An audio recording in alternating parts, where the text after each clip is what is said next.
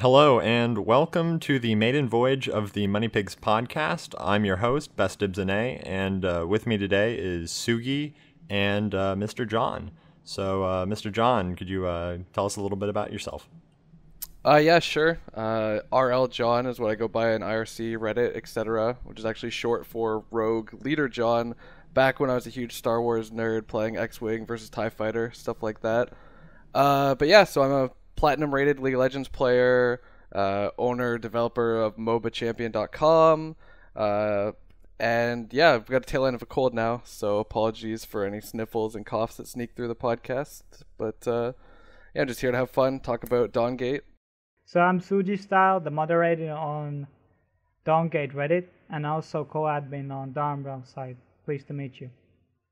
And just a personal introduction of myself. I produce Shaper Spotlights for the Spirit Well, as well as other random clips, and sometimes I stream over at Twitch, so you can come check that out. Now, moving right along, we're going to get into the goals of our podcast, where we want to move in the future. Right now, there's not a lot of an esports scene or even gameplay to really talk about. There's been only 2 beta tests so far, both only lasting 6 hours. Just enough for everyone to get their feet wet. So, Sugi, do you want to just take a minute to talk about the goals of the podcast here? Yeah, I mean, this is an experiment, and we try to make cool stuff that you guys want to listen to us. And we probably have a different kind of people on every week who are involved with the community. And at some point, probably pro players from LoL or even the developers from the game, and we want you guys to give us feedback about this show and enjoy. Right, yeah, I mean, there's definitely a ton of topics about a MOBA game. You've got your meta, game balance. Every couple weeks there's going to be new shapers coming out, hopefully esports. There's just all kinds of topics we can talk about, and sort of it's probably going to change on a weekly basis just based on what Waystone's given us that week and what we're looking forward to. Certainly. I think you can probably expect about a 40-minute to an hour show. However, we'd love some feedback on that as well. Just touching on topics like patch notes, what we think of them, and going on from there, and just seeing how the game evolves. Hopefully bringing on guest speakers, as Sugi said, and getting to hear some of the thoughts and talking about what's going on in the community. So now we're just going to take a minute or two to talk about our first beta impressions and how we're feeling about the game. Obviously, really liked it. I've only played Amaranth. I sort of go by the moniker Best Amaranth NA and IRC and on Reddit because that's the only shaper that I play. I think I've got about 15 games on her so far. She's amazing. She does so much damage. I got a pentakill or an omni kill last week, a tetra kill this week. She feels almost overpowered, but yet when I play when I sit in IRC, everyone else says every single other champion, or shaper rather, is overpowered. So yeah, I've just been having a blast playing her, and maybe I'll try a new shaper soon, but I doubt it, because I could see myself playing hundreds of games with this shaper. Yeah, and I really like Amaranth too. I have played her the most, and I played Moya, and then I tried Dips and Zeri, and what is the Wolf guy's name? Fenmore, right? Right. Yeah, Fenmore. Now, just in terms of the actual beta experience itself, it's been incredibly smooth. Obviously, there's only been 6-hour tests on Friday, where the Waystone guys probably sit up at the office and are forced to host servers for us. But it is a really early beta, but it's been going incredibly smoothly. There's great polish on the game so far. I've been incredibly impressed. Games have been starting regularly. There's only one black screen bug, and that was meant to be patched, but of course the patch was delayed this past Friday. Yeah, that's true. But there was problems on last night. People couldn't reconnect to the game, and some huge spikes on the FPS, and these kind of problems emerged last day. But last week there wasn't anything like that. Yeah, it's certainly not incredibly well optimized for low-end computers. I personally have had no issues other than the black screen start bug, but beta's gone up when it's meant to, go down when it's supposed to, and I'm really impressed with how balanced the game feels. already. And of course, it sort of captures that magical feeling of playing like a good MOBA for the first time. I mean, I can remember playing League and, there's all this new content and you're just getting lost in it. And the shapers are just very well designed. Dibs has done an excellent job designing all of those, and I've had a great time playing them. And I'm incredibly impressed with how the first betas have been going. Yeah, I would agree. I found, sort of the game genre I used to play, the MMOs, every game was playing catch up to WoW, and now sort of with MOBAs and League of Legends, everyone's got to hit that baseline. It has to be just as good as League of Legends to even compete in the realm. And so far, the first couple of weeks, no issues whatsoever. I have a reasonably good computer, like last year's model type thing. It's been perfect, 60 frame rate, no lag. I thought I was lagging last week, but turns out my mouse was dying, and so like half my right clicks were not being registered, and I was pretty frustrated. But I realized while playing League later that night, I was like, oh no, it's my mouse that's broken. So yeah, it's been perfect so far. Yeah, there's definitely not too many issues, but even still, you can compare it to something like, say, early beta League, which was for the most part, didn't have incredible polish. I mean, everybody had triangle duck feet. Right. There were a lot of issues with the game, but League of Legends learned a lot, which I think Dawngate been able to, look at them and Dota 2 and sort of learn from their mistakes and what works and what doesn't work in sort of your top-down traditional MOBA.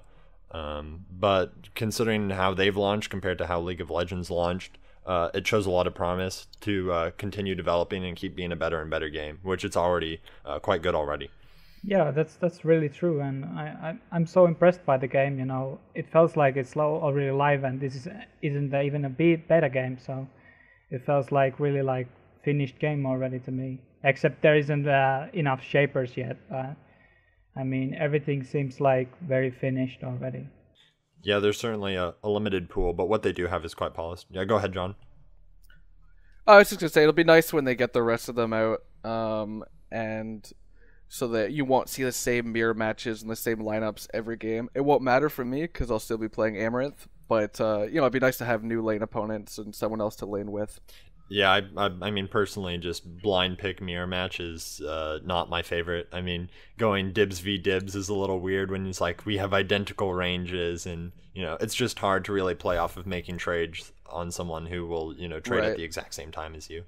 But as we see more shapers coming out, it's going to be great.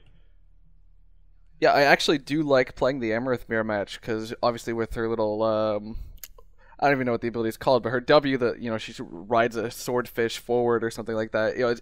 There's a lot of play with jukes and back and forth. It's pretty fun, but I could definitely see with some of the more binary, like left click type shapers, the mirror matches definitely not be as entertaining. Yeah, certainly with Amaranth, there's a lot of play. You shoot your bubble, and then you juke theirs, and then you follow up with your Q thing, and they get eaten by the piranhas. And yeah, it's really fun. And I mean, obviously, as they start to ship more shapers, we're going to see some of the more gamey type features, like the matchmaking they've talked about is in the works, recommended items, sort of like the bullet point type features that aren't there, but what they've got for us already is just the full game, the in-game experience. Like nothing's missing other than maybe a better victory screen and a defeat screen, whatever that looks like. So yeah, it's exciting for sure. yeah, are there features that we want to see, or perhaps even features we want to see removed? If you guys want to talk about that, or is it just the victory screen on Sure. your end? No. John can start. Yeah, I mean, there's just again, it's just all the bullet points, right? Like, I mean, there's no lever protection right now, and a lot of people in the beta just dropping out of my game, and then it starts at 5v5, and then it's a 4v4, then it's a 3v3, and it's like, I'd rather be playing in a new 5v5 than playing this out. So some of the bullet type features. Matchmaking is definitely a good idea too. Last weekend we played exclusively in-house with a bunch of friends 5v5, and it was great. This week I had to work a little late, so I didn't get into the in-house games, so I just started hosting games with random people, and the skill differential, while exciting, as a reasonably good League of Legends player, I can just go around killing everybody.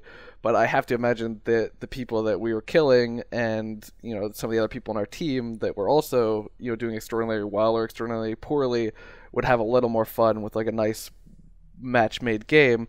But with only a couple thousand people so far, what it seems in the beta, or maybe it's a few thousand more now, matchmaking probably wouldn't work because there's just not enough people in the beta. So I can definitely see why there's only custom games. But once they've opened them up to more than 6 hours at a time, more people in the game, it'll definitely be good to start getting the matches a little more balanced, a little less one-sided. Certainly, even with community made matchmaking, where you're seeing people saying things like expert or advanced or stuff in the title. Nobody really, for the most part, considers themselves bad at a MOBA, and there can be a huge skill difference in how intuitively a game comes to you. There's a lot of people that come with the mindset of, oh, this is going to be a 1-to-1 copy of Dota or League, and they spend their whole game right. like where are the TP scrolls, where's the fortify, how do I teleport, looking for features they're used to. I think this stuff is going to get sorted out as the beta goes on. As well, there's not even there's a trophy icon in game which dictates how many wins you have. Yeah. And you can't even really host a lobby for 25 plus wins only, because nobody has 25 plus wins. It's incredibly new for everyone. And I think people that are right. exclusively playing one shaper are getting great at their mechanics and have a decent understanding of the other shapers and are able to play well against them and take advantage of their early knowledge of the game. So you are seeing some one-sided domination, but even without matchmaking, I believe the game's going to sort itself out over time. However, a surrender feature is interesting. If there is a ranked queue, I'd like to say that surrender would not be enabled on it, but I'm perfectly okay with it being added to just random pub normal games. John and you, Dips, too, mentioned a lot of the points I had on mine, but I think the surrender thing is really good. I mean, if you look at Dota, everybody is just leaving games, and it's not really good solution for those who want to actually continue playing. And when you play 3v5, you don't really want to play because it's really unfair matchup. But I really feel like surrendering is a good system and it works. But I really felt like yesterday there was a lot of levers in my games, but yeah, I don't really know what to say about that. I definitely think, definitely what Dawngate been doing so far, they've been taking the best aspects of League of Legends, Dota, StarCraft, and other MOBAs, and one thing, levers, what I believe, I'm not a Dota player, but as I understand it in Dota 2, when people leave the match, you can just leave without penalty. Yes, if you wait for right. 4 minutes, I think. Which would be certainly awesome, because I hate wasting time, right? Like, I would rather just give up and play a new game, because I work full time. If I only have 3 hours a night to play a game, I don't want to spend the first hour just wasted in a 3v5. Where surrender votes are also a nice way to just end the game, right? You're down pretty an insurmountable deficit, and you've just got aced again. They've just taken Parasite. It's pretty much, the game's gonna be over 8 minutes from now. You can either surrender now and get my 8 minutes back, or I can lose for the next 8 minutes. Sure, you could come back, and you're always gonna have those anecdotal experiences where, yeah, we came back, it was amazing, but then the other 99 out of 100 games you lose, and that 8 minutes starts to add up over a long period of time. Yeah, so you do have a valid point. I do think. So I definitely hope that it.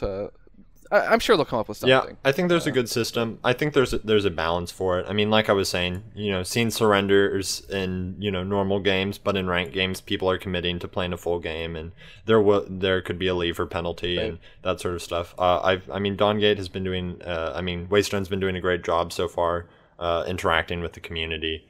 And handling all of that, so I'm excited to see what they come up with for that. Now, accessibility of the beta is interesting. How people have been getting keys, and how people from different MOBAs like League of Legends, Smite, Dota 2 have been transitioning into the gameplay. Do any of you want to touch on that for a bit?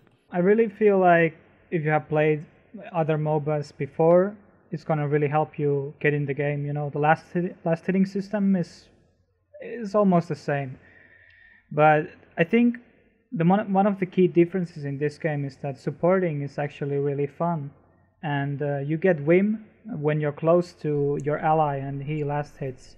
If you have I think it was called Predator, no, Tactician. Yeah, right? Tactician. Yep. Yeah, so I think there's like really interesting elements they did improve. Like one thing is like a lot of people don't want to buy wards on Dota or League of Legends, which is kind of like problem if you want to win the game on ranked or something. And in Dawngate they fixed that problem. Everybody has a ward, so it's like it's making the game much easier, and like people don't have to argue who's gonna buy the wards because everybody has a one.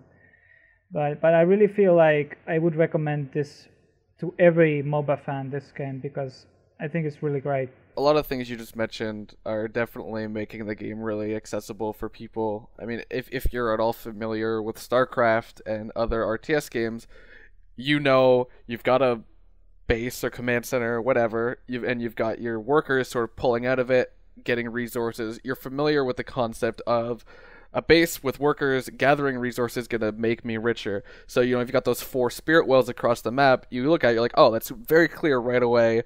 Boom, this is some sort of gold harvesting factory. And if you've played, the Twisted Treeline map on League of Legends, you're used to the idea of just standing in an area to capture a point. And like you said with the wards too, like warding in a League of Legends game, that's stuff you have to spend money on. It's like, oh, I gotta go, I'm not gonna be this big destroyer of worlds because I've got to go buy some wards. So you just take that out of the game, you say, oh, everybody gets their ward, and then it becomes more of a team effort. And since you introduce that right in the tutorial videos, it's just a mechanic that you're used to doing rather than a role that gets forced upon people like the junglers and support that have the gold to spare. And in terms of just introducing people to the game, I think with the daily playtest streams that Waystone's doing, the hour-long tutorial videos they've posted online, unfortunately, it seems like sort of the fan sites are filling in the rest of the blanks, but I mean, for such an early beta, you can't really expect too much else. So, as a League of Legends player, so in sort of like the first and second beta weeks, it's absolutely no transition time required. Maybe a bit of time to learn the shop and what the items do and what the stats do, but I bought my first item, and when they have recommended items, it'll be even easier. I bought my first item, went to lane, the creep showed up as last hittings, the aggro mechanics were familiar.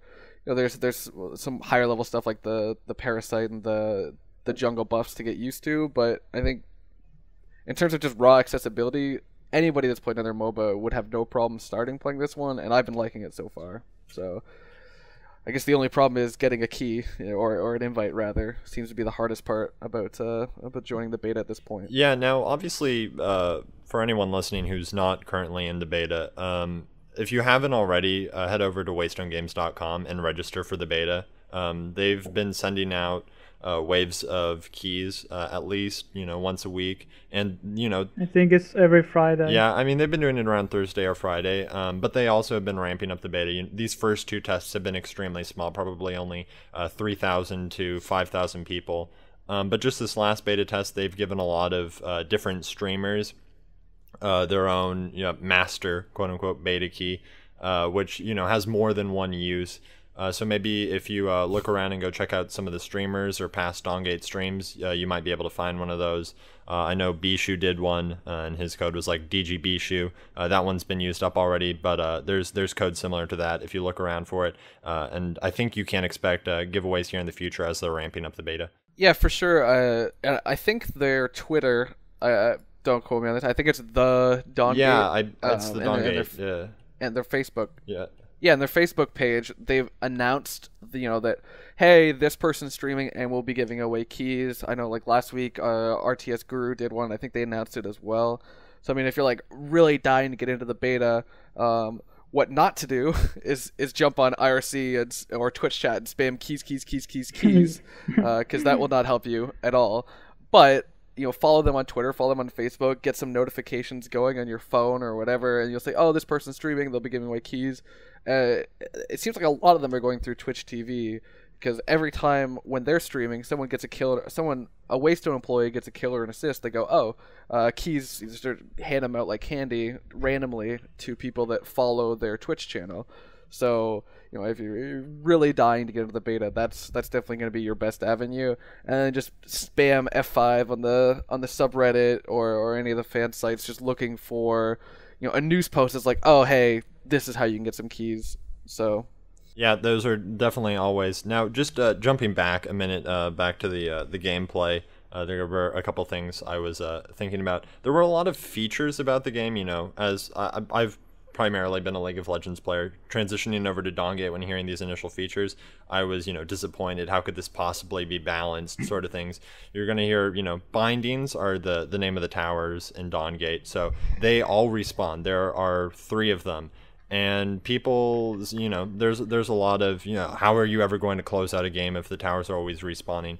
But when you destroy them, it takes this little line, there's like a line that comes up to the towers. If you go over to the Dawngate YouTube channel, they have their tutorials uploaded. I highly suggest watching those if you're unfamiliar with the game. But the respawn timer from that tier 2 tower to the tier 1 is 12 minutes. Now, if it's, 8 minutes into the respawn and then you knock down that tier 2, it resets that timer and as well adds the time of the respawn from the tier 3 tower to the tier 2 tower. So you're seeing a total combined time of 12 minutes and 8 minutes. So it's going to take now, from when they've knocked that tier 2 tower, another 20 minutes to getting their first binding to respawn. So it hasn't really been that much of an issue. Now, obviously, if you're running more of late game comps, mid game, and you can hold out and get, holding at your tier 2 and tier 1 towers, you're going to see great success. As well, there's no inhibitors in the game. So those are served by the bindings. When you're destroying bindings, it's upgrading your striders and basically making them closer and closer to super creeps. As well, there's a lot of confusion about the Guardian health bars. And they're like, why does this Guardian have 3 health bars? If you look around at him, he has no towers defending him. He is the towers. So they've basically moved the health bars from the towers and put them onto one central Nexus objective, which I think is incredibly smart. Another feature that I was a little wary about was, gold for not last hitting. Now, it's incredibly smart. They've basically taken this GP10 role and just moved it into the lane and saying, here, people, grab Tactician who aren't last hitting, and this frees you up to harass and still generate great gold income because, they're getting money similar off a system to Pickpocket. They're getting either 15 or 30 gold on hit of Shapers. Champions for League of Legends players, heroes for you Dota players, and it's just a great system. It allows to have farm lanes and harass lanes, and it's just very open to there being a lot of different comps and having the different ratios on items. So instead of saying, oh, you're going AD or AP, no, you go power, and depending on your hero, your shaper, you're either going to get a higher ratio of power towards your AP or ratios towards your AD, and it's just very well thought out, and everything I was concerned about being an issue with the game has already been fixed and close to balance. Yeah, I would definitely agree with you. Those are 2 things there with the shared item stats and the AoE gold generation for last hitting. They're definitely kind of like game mechanics where you're like, oh, I'm the best last hitter. I want to dominate my lane opponent because I'm so good at it. Well, yeah, just go Gladiator, and if you're really smart about it, sure, there's no deny, but now you have this new mechanic where you're trying to time your last hits within this interval window to make your next last hit, do even more damage, and that's pretty fun. And it's actually pretty hard. I'm not the best last hitter, but I'm adequate, and it really adds like this extra layer of depth to last hitting that the people that really like that kind of thing are going to love playing Gladiator. Or if you're basically like me and last hitting is kind of just this annoying part of the game that you have to do, I play a lot of support in League of Legends. Tactician lets me, instead of last hitting these creeps, just go up and start hitting other people and getting gold for that. And also, if you're playing 2 people like that, you can play this double lane where you're both harassing, and then whoever wants to throw the last hit will, because you'll both get extra gold. So, it definitely fits both of those types of playstyles really well. And then transitioning over to the item builds, the shared item stats, like the power to replace attack damage and ability power, it's basically put me in the spot where I can't screw up my build. So every time I go back, I'm like, oh, I'm gonna build this item this time, and it won't be completely useless. Like if I'm playing League of Legends and I'm playing a purely physical damage champion, and I build some AP items because I'm a new player and I don't know too much about the items, you're just going to be like, flamed and laughed at. Whereas now this, quote unquote wrong choice is not the end of the world, and all of the abilities have really cool passive effects. So, even if you built like the worst choice, you're playing a mage with like a bunch of tankiness or some auras, you'll just be a support type shaper for the rest of the game instead of a completely useless, dies instantly, can't do any damage type hero. You can't pigeon yourself into the wrong role. Yeah, which definitely I really about like. the item stat is that you can actually build anything. I mean, there isn't like wrong builds there because because there's multiple stats on the most of the items, which makes them pretty viable for every character. And that's what I really like about the game, because in League or Dota you get like so much hate from doing wrong builds that aren't the meta game. So I think this is really good solution for that. Yeah. Right, yeah. And Go ahead. Sorry, you go ahead. Okay, no. Nope. Nope. I'm waiting. You. Okay, fine. Oh I'll go ahead. Interestingly, I like how Waystone sort of gamified their game. When you're in lane playing Gladiator, you feel like you got to get those DDR combo last hits where you're stacking up your gold. And I really quite like that. As well, Tactician, it's like, oh, I got to get my harass off every 5 seconds, so I'm generating gold. As well, the jungle's just massively expansive, and you've got all these different routes you can play. Or am I going to start, blue, which is haste, or, green for power, or orange for armor, and where am I going to be ganking? So with a 2-lane map, which I know a lot of people are aware, no mid. Instead, you've got this expansive jungle, which lends itself to different strategies like double junglers, even maybe triple junglers, with objectives in there like raiding spirit wells. So every role I've played has just felt incredibly fun and sort of gamified in that I'm going for last hits on the creeps, and I really feel like I have to be comboing them to make a difference. And the game's just been quite engaging, and I've been loving it. Yeah, there's a lot of complexity there that you don't see. Well, I mean, you see it, but like you're just having fun playing this new game. But like once the game starts getting into its in confirmed roles, you're the team's gladiator. Like there's a lot of skill required to roll that passive. That I think a lot of people worried, oh, there's no deny, this game will not be good because I am so awesome and I'm the best last hitter and denier. There's complexity in other areas that might be a little more fun that's still going to get those hardcore players to really challenge themselves. Certainly that easy to learn, hard to master philosophy, which I think this game captures quite well and lends itself to you come in relatively high at the skill curve, but the cap of it, it just goes up and up. Yeah, definitely. A side question here. I mean, I want to talk a bit about the loadouts. So what do you think about the loadouts? Do you think there should be more loadouts, or some loadouts should be removed or buffed? What do you think about in general about them? Now, loadouts, they've confirmed they're going to introduce an entire perk system. Now, these loadouts currently are similar to a combination of your runes and mastery pages, in that some of them just give, a rune aspect of stats, but some of them give some of those points as well as passive abilities, such as generating a shield over time, or applying additional magic damage on hit. I currently think there's a good number of them, but a lot of them lend themselves to different roles. Brawler, which gives a flat amount of 112 health or something like that, and as well gives a passive. I've been liking that one when you're playing something tankier in lane, maybe a melee, and you want to be getting up and doing melee harassment. You can afford to take a hit with that. Then for your different roles, I think the two strongest damage ones, you're going to see people taking flat power on things like more of your traditional AD physical, where it lends itself to last hitting more, and just giving you more damage towards your stuff where they don't benefit as much from the defense penetration, whereas Shapers, which are more casting oriented and really want to be getting penetration with their abilities, you're going to be seeing people pick up defense pen and then rushing aggression, which gives you more flat pen. So it's possible that even 5 minutes in the game you can have 27 defense pen, people only have about 30 magic resist, and your spells will be doing true damage, which I've been enjoying quite a lot on Amarith. I think that's incredibly strong. So certainly I feel, you know, power and defense penetration and brawler are the 3 best loadouts in the game right now.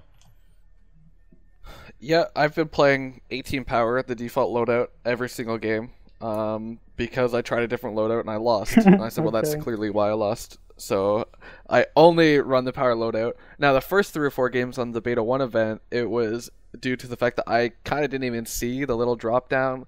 So I think there's a little bit of work to do. But then again, I also didn't watch the tutorial before playing. So I'm sure it's clearly explained in the tutorial. Oh, click that, you know, pick your different loadout.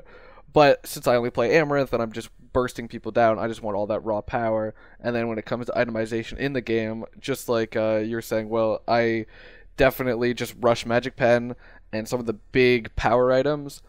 And a lot of that's because my first item's power, because I'm a caster, and some of the other items are a little more hidden in the item shop, and I'm hoping they maybe tweak this a little more. But there's like an item similar to the Lichbane in League of Legends, where it does extra damage on attack that scales off your power, so it sort of like adds a little bit of burst to your combo. And I didn't really know about it until after the event, because I had to find it in a different section of the store. Whereas there's also some of the items that, you know, are proc chain lightning type of abilities that I've built a couple times, but I always seem to come back to the raw straight damage build, as much power and penetration as possible. But on the other hand, there's a couple of really niche items.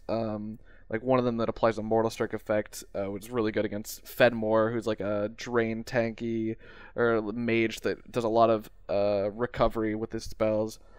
And there's another niche item that one of the Waystone guys was using. I forget which one it was, but it grants health on a kill.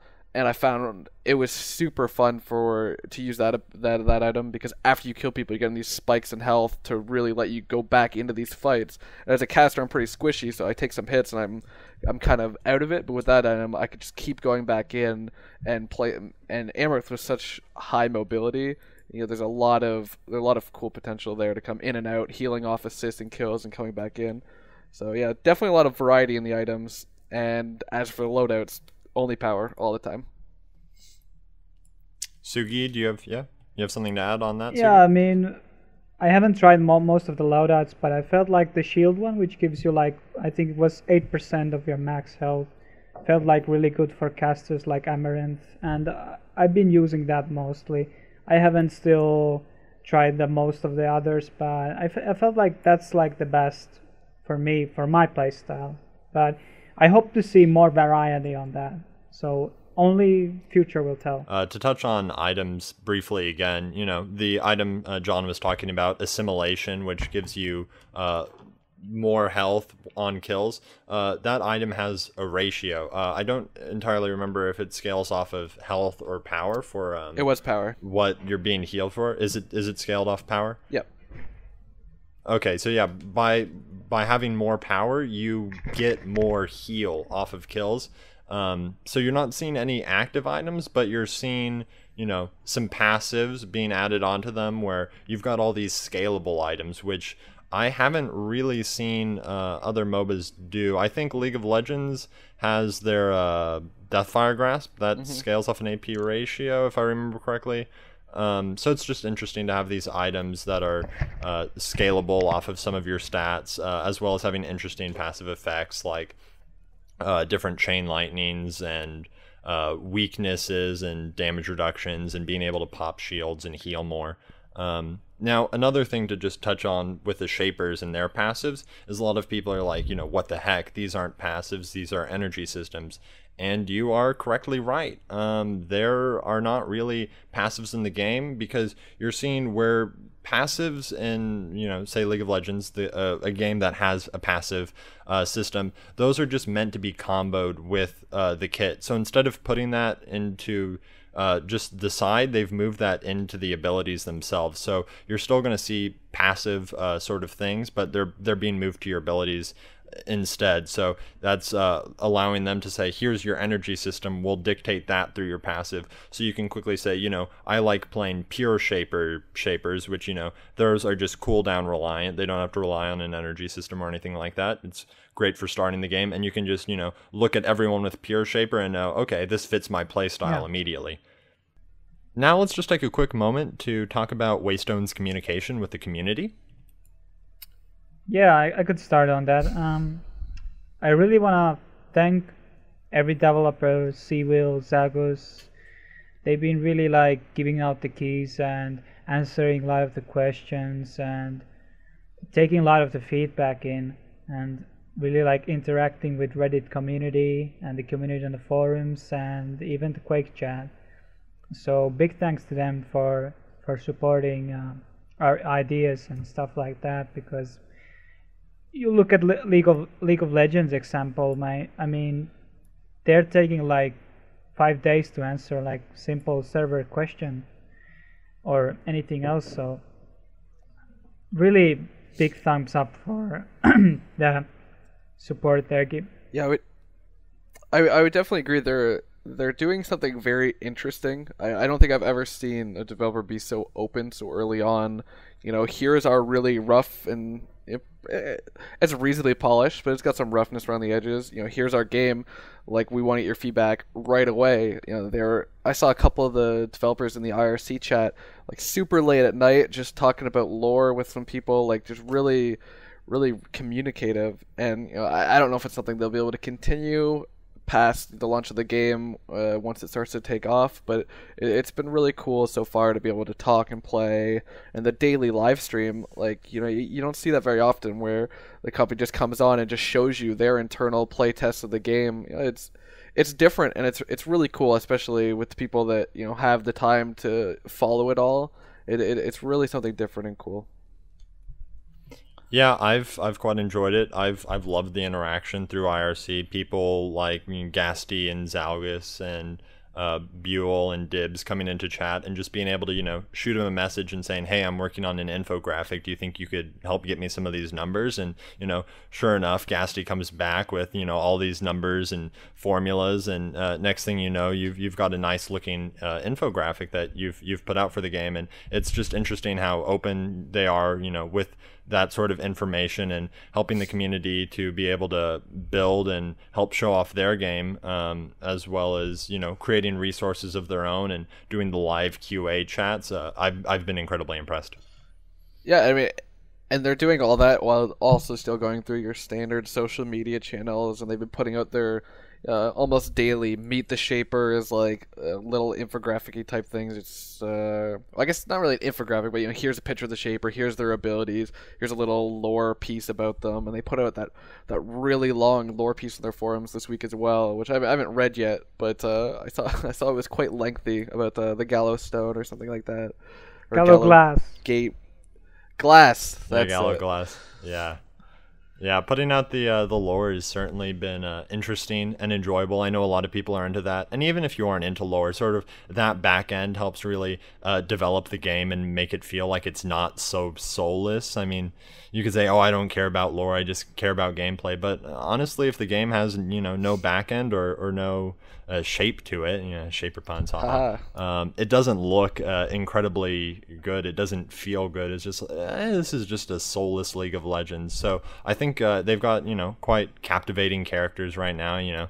Playing as battle otters and little forest rodents, but then you've got your more traditional badasses with guns and explosions and spells. So they're doing a great job to communicate with everyone on every platform and appeal to everyone. So that concludes our first episode, our maiden voyage of the MoneyPigs podcast. Thank you so much for joining us. Again, I'm BestDibsNA. I work on Shaper Spotlights. You can go find them on YouTube, or you can find me over at Twitch. I'll be streaming the beta tests on Friday, as long as those are still happening. I'm RL John of MobaChampion.com. I just want to throw some shoutouts to every single person that's sent me an email, IRC message of, bug reports of our site, missing information. Like, there's absolutely no way that we could get our site up and running as fast as we did with as much information without the community. When I requested a suggestion for a new name, I got like literally 100 responses. So just quick shout out to the community. You guys have been great so far, and hopefully you continue to be awesome.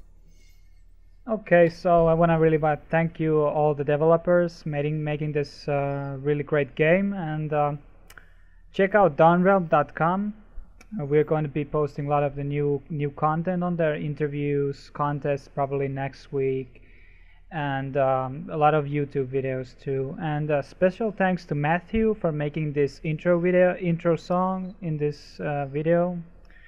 And check out his profile. I put a link below his SoundCloud profile. So thanks to everybody, and stay in tune for the next episode. We probably have like better stuff too, better quality and bigger show and stuff like that. So yeah, certainly. We love any of your feedback. Is this too long? Is this too short? Any topics you might want to hear us talk about. We're completely open to suggestions. Just drop us a comment and we'll see what we can do. Yep. Thanks you.